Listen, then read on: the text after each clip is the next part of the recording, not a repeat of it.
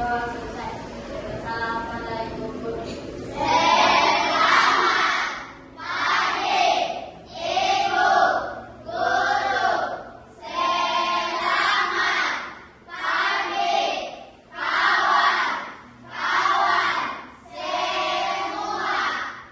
Ya, selamat pagi semua. Ya, Ibu mau ngecek kehadiran ya, Ibu absen dulu.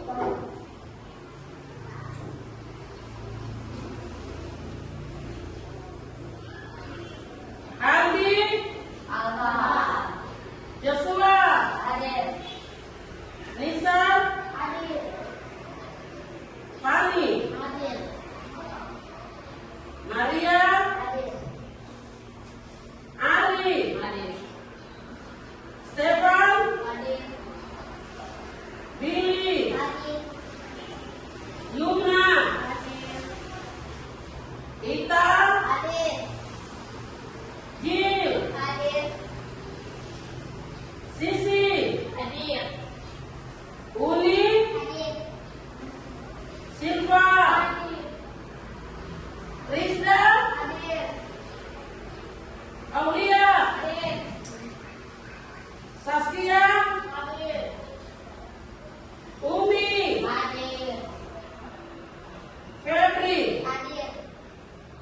Ya, berarti Aldi saja yang tidak masuk ya. Ada yang tahu Aldi kenapa? Sakit. Ya, kita doakan ya supaya teman kita cepat sembuh. Dia bisa mulai bergabung kembali dengan kita di sini untuk belajar bersama.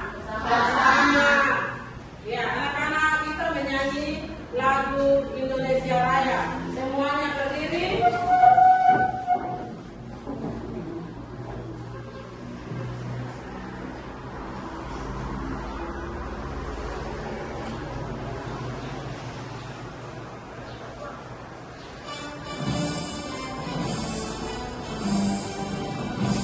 Indonesia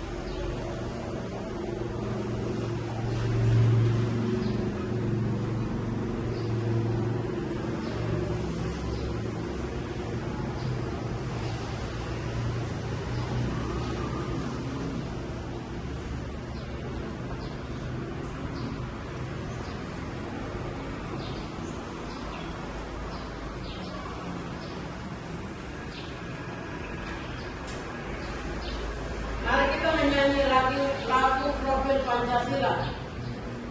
1, 2, 3.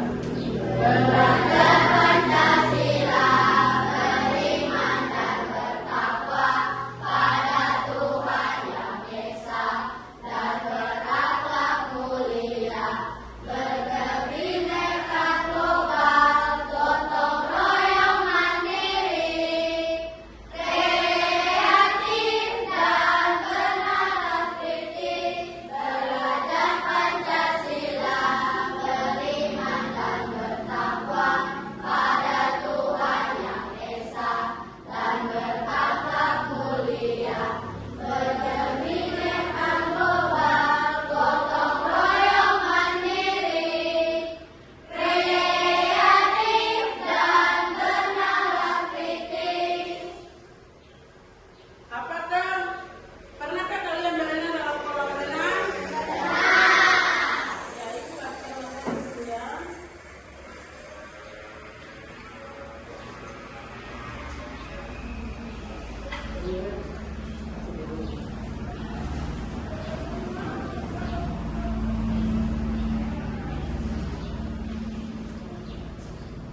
Di belakang temanmu.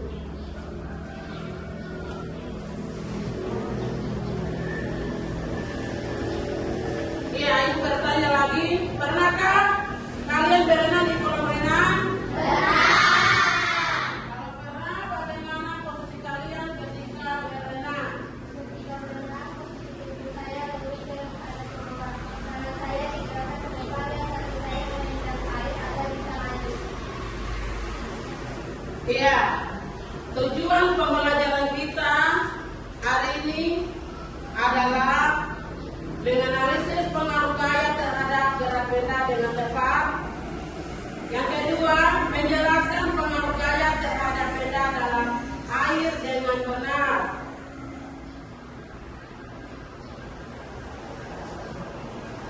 Apakah di dalam air juga bisa terjadi gaya?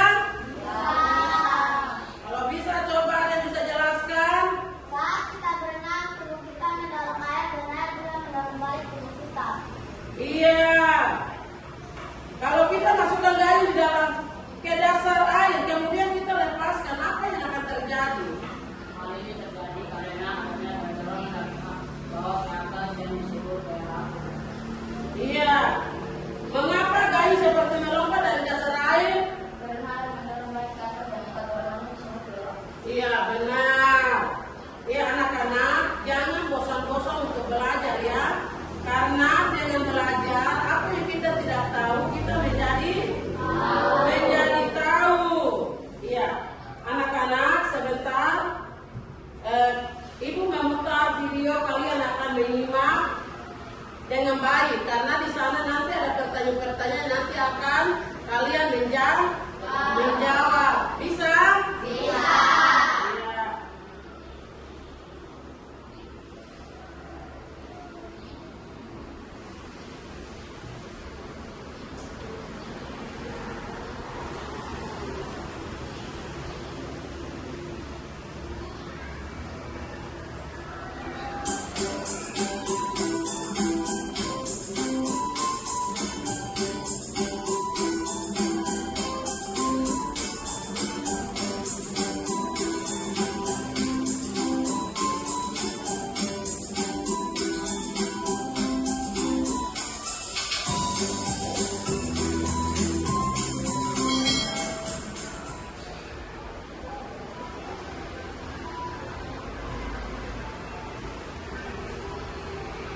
Hai adik-adik, apa kabar? Ayo kita belajar bersama Kak Wahyu. Adik-adik, kali ini kita akan mempelajari keadaan benda di air seperti terapung, melayang, dan tenggelam. Apabila sebuah benda padat dicelupkan ke dalam zat cair, maka ada 3 kemungkinan yang terjadi pada benda, yaitu tenggelam, melayang, atau terapung. Apakah yang menyebabkan suatu benda tenggelam, melayang, atau terapung? Pertanyaan Pertanyaan ini dapat dijelaskan dengan hukum Archimedes. Perhatikan gambar berikut. Keadaan benda dikatakan tenggelam apabila benda berada di dasar zat cair. Sebuah benda akan tenggelam ke dalam suatu zat cair apabila gaya ke atas yang bekerja pada benda lebih kecil daripada berat benda. Misalnya besi, batu, tanah, dan lain-lain. Jadi, benda tenggelam jika massa jenis benda lebih besar dari massa jenis zat cair. Yang kedua, benda dikatakan melayang apabila seluruh benda tercelup ke dalam zat cair, tetapi tidak menyentuh dasar zat cair. Sebuah benda akan melayang dalam zat cair apabila gaya ke atas yang bekerja pada benda sama dengan berat benda. Misalnya kapal selam, telur ayam yang dapat melayang pada air garam. Jadi, benda akan melayang jika massa jenis benda sama dengan massa jenis zat cair. Yang ketiga, suatu benda bisa dikatakan rampung apabila benda tersebut berada di permukaan air karena berat jenis benda tersebut lebih kecil daripada berat jenis air. Misalnya kayu, gabus tutup botol, plastik, kapal, dan lain-lain. Jadi, benda akan terapung jika massa jenis benda lebih kecil daripada massa jenis zat cair.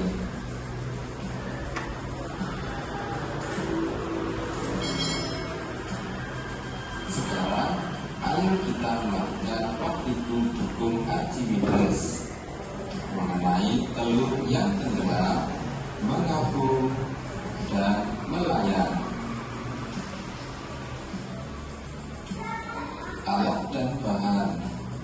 Alat yang harus kalian sediakan adalah gelas, sendok, dan tisu. Sedangkan bahan yang harus kalian sediakan adalah telur, air, dan garam.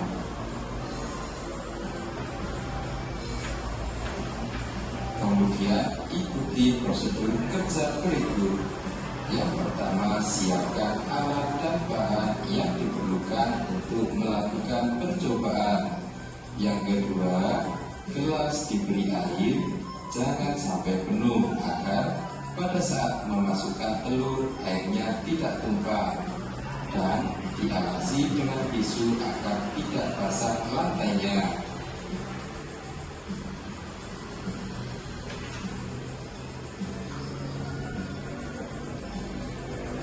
Yang ketiga, pertama-tama telur dimasukkan ke dalam gelas yang berisi air tanpa campuran garam. Kemudian amati apa yang terjadi. Catatlah di buku catatanmu. Kemudian, langkah yang keempat, masukkan 1 sendok garam dan aduk perlahan-lahan sampai merata. Amati keadaan yang terjadi pada telur tersebut. Catatlah di buku tulismu. Yang kelima, masukkan lagi 1 sendok garam dan aduk secara perlahan-lahan sampai merata. Amati keadaan yang terjadi pada telur tersebut. Yang keenam, lakukan seterusnya sampai mendapatkan keadaan telur sesuai yang kita perlukan dan inginkan. Ingat, selalu catat pada buku catatanmu.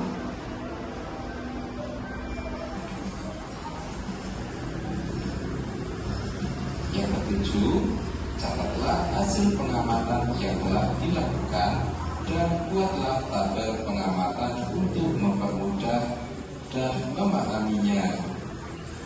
Nomor 8, setelah selesai praktikum, bersihkan dan rapikan alat dan bahan sisa praktikum tersebut.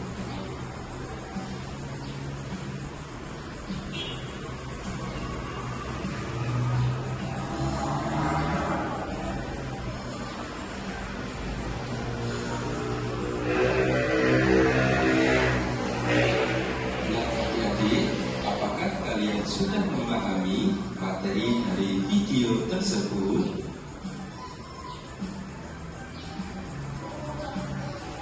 Jangan ingat lelahnya belajar, tapi ingatlah buah manis yang bisa dipetik kelak ketika sukses. Selalu ikuti channel Kak Wahyu dan jangan lupa like, share, and subscribe. Terima kasih.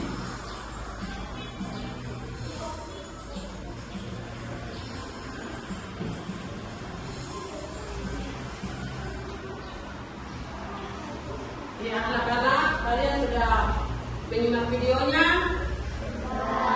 Sudah? Sudah. Baik, kalian membacakan, di situ juga ada materi yang dibagikan. Kalian membacakan materi dan kita bentuk dalam kelompok ya. Di sini ada berapa kelompok ini? 1, 2, 3, 4 kelompok. Ya, kita melaksanakan kegiatan pencobaan tentang daya dalam air. Ya, ibu akan membagikan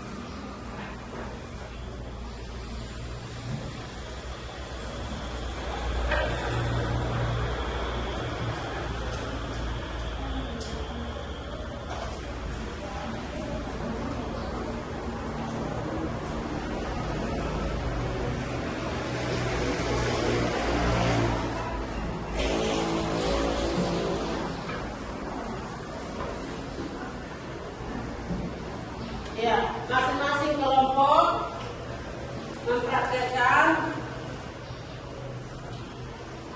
ya ibu air kalian share jadi jangan kayak dulu ya.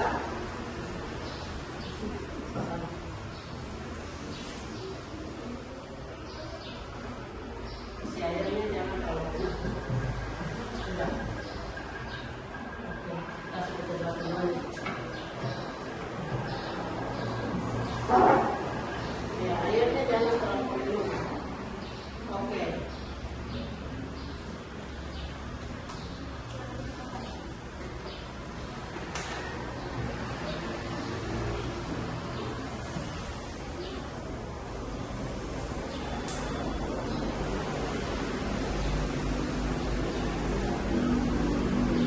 Ya, masing-masing kelompok